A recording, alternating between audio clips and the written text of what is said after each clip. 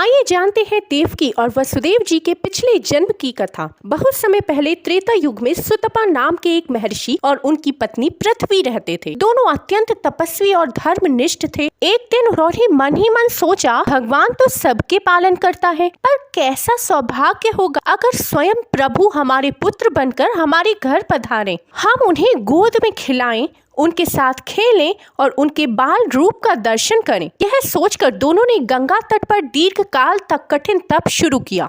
साल दर साल ऋतु बदलती रही, पर उनका ध्यान सिर्फ भगवान में ही रहता। अंततः उनकी भक्ति से प्रसन्न होकर भगवान विष्णु स्वयं प्रकट हुए। उनके चारों हाथों में शंख, चक्र, गदा और पद्म चमक रहे थे और दिव्य तेज से पूरा वन अलौकिक हो गया। हे सुतपा, हे पृथ्वी, मैं तुम्हारी कठिन साधना से अत्यंत प्रसन्न हूँ। मांगो, क्या चाहते हो? सुतपा और पृथ्वी ने श्रद्धा से कहा, हे प्रभु, हमें कोई स्वर्ग या वैभव नहीं चाहिए। हमारी एक ही प्रबल इच्छा है, हम आपको अपने पुत्र के रूप में पाना चाहते हैं।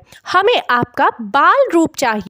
भगवान विष्णु ने मुस्कुराकर कहा, तुम्हारी यह पवित्र इच्छा मैं अवश्य पूरी करूंगा। द्वापर युग के अंत में मैं श्री कृष्ण के रूप में तुम्हारे यहाँ जन्म लूंगा। द्वापर युग में वही सुतपा और पृथ्वी वसुदेव और देवकी के रूप में जन्मे। भगवान ने मथुरा की कारागार में उनके यहाँ जन्म लिया। हालांकि लीला के अनुसार कृष्ण को गोकुल पहुंचना पड़ा, पर देवकी वसुदेव के हृदय में यह आनंद था कि वे अपने कई जन्मों की तपस्या का फल देख रहे हैं।